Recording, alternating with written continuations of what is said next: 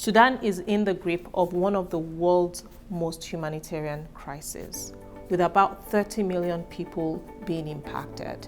This has been as a result of clashes that have erupted between the Sudanese army forces and the paramilitary forces. Today, I'm joined by my colleague, Sami Gesabi, the Country Director for Action Against Hunger Sudan. What does life look like for people living in this crisis? Sudan, as you mentioned, is maybe the worst humanitarian crisis in the world today. It's a poly-crisis, a displacement one, a hunger one, a protection one, and a food one. We are talking about more than 30 million people in need of humanitarian assistance, still more than 10 million people displaced, 25 million people acute food insecure, and almost 4 million children acute malnourished. That's tragic, that's terrible.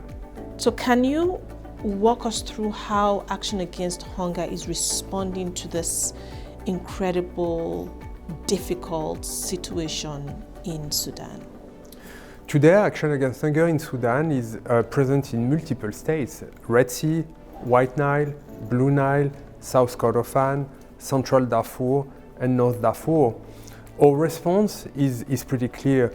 We have at the center the health and nutrition life-saving activities, but we also integrate that with food security and livelihood, water sanitation and hygiene, protection for women and girls that are facing the more risks, but also more longer-term intervention. So we are trying to integrate life-saving humanitarian activities with early recovery resilience ones.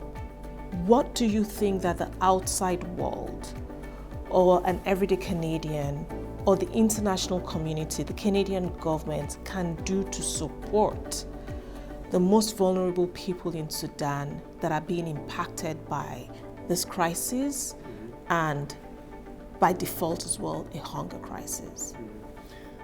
One of the first things we can do, and thank you again for having me, is talking about Sudan, talking about this crisis. That's the first thing. Another thing is calling for all donors, philanthropists, private sector to inject quickly funding. Again, funding gaps are costing lives.